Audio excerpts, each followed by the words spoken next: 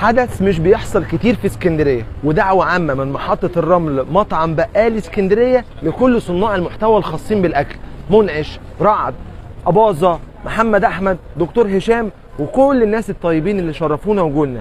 حدث فعلا مش بيتكرر كتير، عايز اشاركه معاكم وعايزكم تشرفونا وتجربوه، اللي هو مطعم بقالي قرر يتفرد للمره الثانيه ويقدم لقمه ثالثه غير العيش الفينو والعيش البلد ابو رده.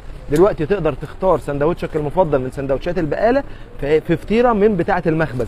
تخيلوا الفطيره دي فيها جبن سايحه، فيها بيض بالبسطرمه، بيض بالبلوبيف، فيها شويه جبنه تركي مع شويه لبنه بالزعتر، وهم حاجه كده تستاهل بقكم.